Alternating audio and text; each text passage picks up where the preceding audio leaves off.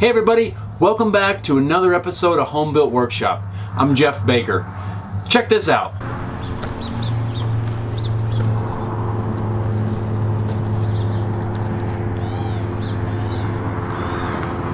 This toy box is built from this.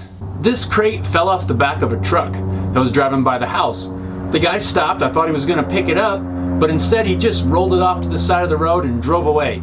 So I went out and saved it. It's been sitting around for a couple of months. I couldn't figure out what the heck to do with it. So I finally figured that out, built this toy box for my daughter to collect all her toys and stuff in, and here's how we built it. I started out having to bust the crate apart. I wanted to try to save as many of the boards as I could. The thing was held together with a ton of nails and it took forever to knock apart without ruining all the boards. But I just took my time with a hammer and a pry bar and finally got it all apart.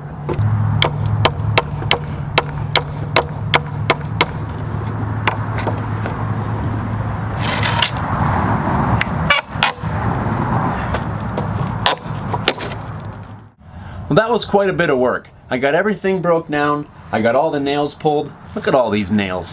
That's a lot. And they're those screw nails, so they don't come out all that easy. Now I'm left with just a pile of boards. Some of them are going to be usable, some of them are not. It's time to start getting them ripped down so we can work on assembling it. The first thing I'm going to do is rip all the pieces of the frame down to 3 inches on the table saw. I'm going to clean up both edges of the 2x4s. That'll give me a nice clean square edge when I start assembling it. I ended up with one piece too short of the reused 2x4s, so I had to use a chunk that I had sitting around the shop. Now that I've got them all ripped down to width, using my crosscut sled, I can start cutting them to length. I've got my pocket hole jig set for 1.5 inch stock, because that's the thickness of the 2x4, and now I can drill away. Now I can put some glue on the ends of the boards, clamp them in place, and screw it together. I'm using a piece of 2x4 as a spacer.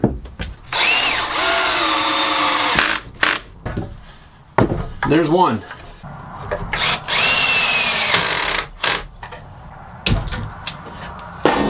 And 2. For the sides, I'm not going to clamp them in place, but I'm going to pay special attention to make sure that everything's lined up.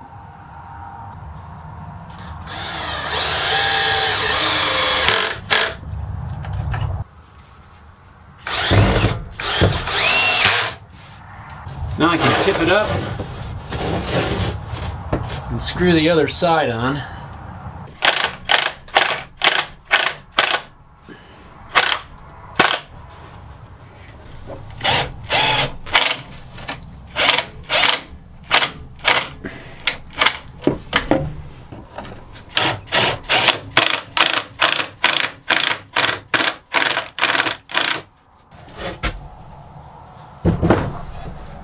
Well, there's our frame. It's all screwed together. We'll let the glue dry a little bit, and then we'll focus our attention on getting the sides done. Well, our frame is dried overnight. It's good and solid, and now I can get to work on the sides. I thought it was supposed to be nice out today, but it's not. It's cold, it's windy, but I'm going to keep going. I'm going to use my crosscut sled on the table saw to cut these pieces down to length. Now that I got a pile of boards cut down to size, I'm going to go ahead and start sanding. I'm going to start on the frame first.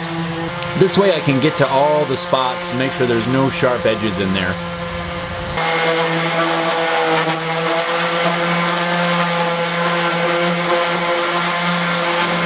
Now that I've got all the pieces cut and roughly sanded, I've only sanded them on the insides, and that's just because I can get to them a lot easier. I'm going to start assembling the bottom first. One problem I ran into is I didn't have enough wood for the bottom, so I had to use some different wood. But in keeping with the spirit of this project, I was able to score a pallet and am reusing the wood from this pallet. It doesn't look quite the same, but it's on the inside, so it's not really going to matter. I'm going to put some glue down. Once I have the boards in place and some glue on them, I'll go ahead and drill and countersink. I'm using a drill bit with a countersink and a stop collar because I'm going to plug all these holes with homemade plugs.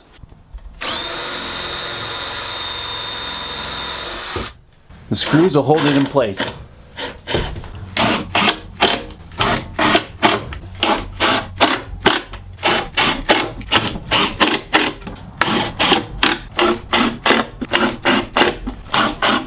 Now I'm using a plug cutter on my drill press to cut out a bunch of wooden plugs to plug the screw holes.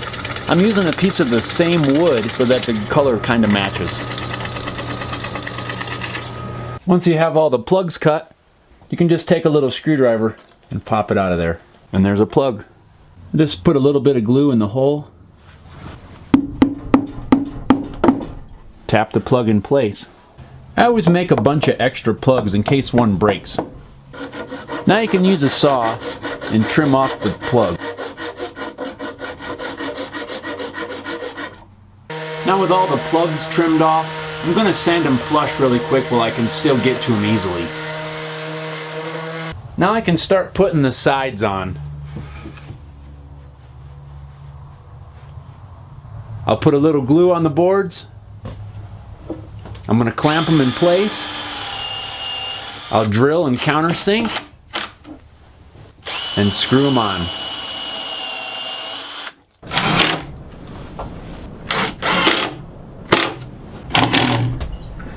The last screw. I'm using my jigsaw to cut out some feet in the bottom of the box.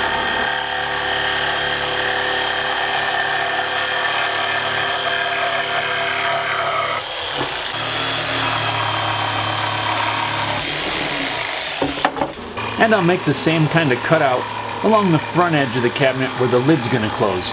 This will help prevent pinched fingers. Although the edges of the boards for the top are still rough, I'm going to go ahead and put some glue on them and clamp them together.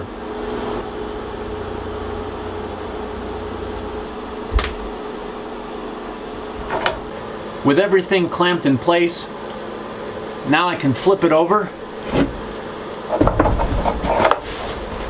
And what's really going to hold this together are these strips of wood. I'll put some glue on the back, line it up with my marks, clamp it into place. I'll pre-drill and countersink and screw them in.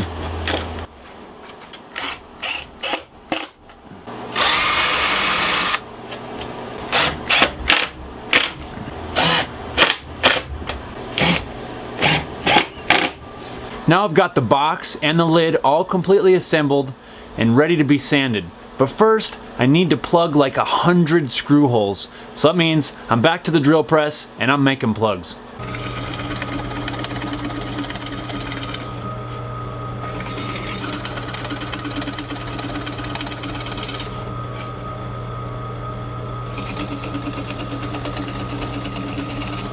The cool thing about plugs is you can use pretty much any scrap of wood to cut the plugs out of. You don't have to have a certain size or anything like that. I'm just using some of the broken pieces when I broke this crate down. Hopefully that's enough.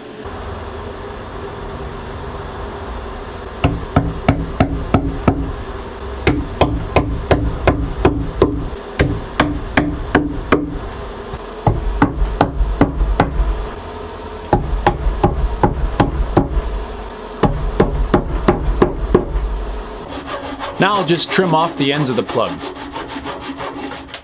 And now the part that I've actually been looking forward to, the sanding. It's going to take a fair amount of sanding to get it down to where I want it to be, but I'm looking forward to seeing the results. I'm starting off with some 60 grit on my random orbit sander. I'm going to work my way up to 220. In order to cut down on some of the dust, I decided to finish the sanding outside. Well, I've got the box all sanded and I'm ready to work on the lid. But when I started to work on it, I got super bummed out. I had taken the Toybox inside because it was easier for me to move in and out and do the sanding outside rather than hauling it in and out of the shop. The temperature change of it being inside caused some of these boards on the lid to split. And they're split on either end of the board, one on the front and one on the back. The one on the back goes all the way down. I don't even think I can repair it. So I'm going to try to salvage what I can from the boards on the lid, and I'm gonna have to use some different wood that I salvaged from a pallet to try to make up the difference. I'm a little worried that it might not look quite the same, but it still is gonna be some salvaged wood, and hopefully I can make it work. Well, I was able to get the cross supports off the back of the lid, and I was able to snap it apart. You can see right here, this is where it split.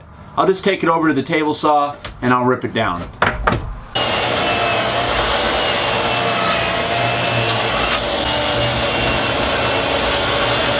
After gluing up the new top, I sanded it down, and now I'm coating it with a couple of coats of clear polyurethane.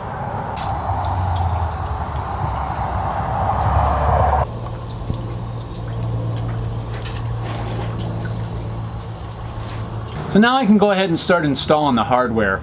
All I'm going to have for the hinge on the back is a piece of simple piano hinge. Piano hinge is really inexpensive. It's kind of flimsy, but once you get all the screws in, it really is an easy hinge to work with, and it works really well. All I need to do to install this hinge is to line it up on the back, pre-drill one hole, and just put one screw into place. Now I can go ahead and drill all the rest of the holes and install the screws.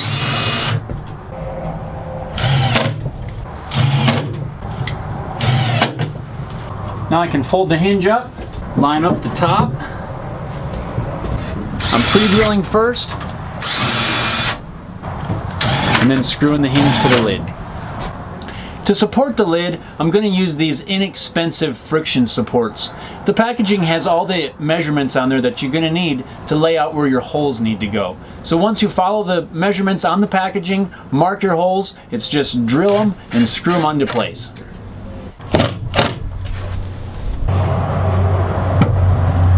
So now I've got both the lid supports on. That should help prevent pinched fingers, as well as having this cut out here.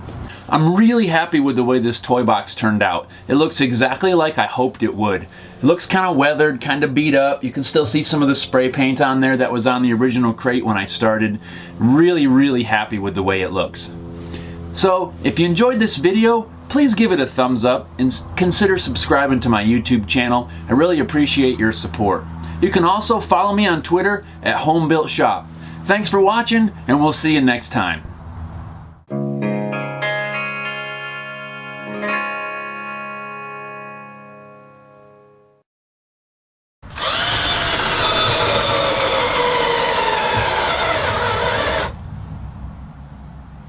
And my drill's dead.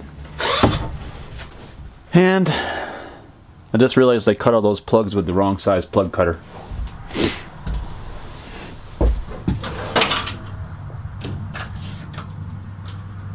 Great. Now you can use a saw and trim off the plug.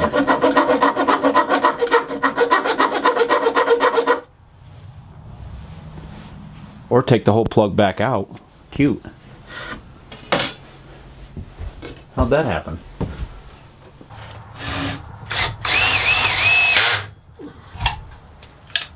Huh. That's supposed to stay in the drill.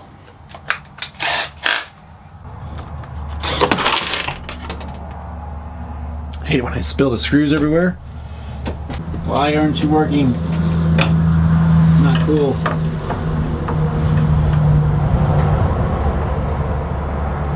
Now the holes are in the wrong spot. Who drilled these?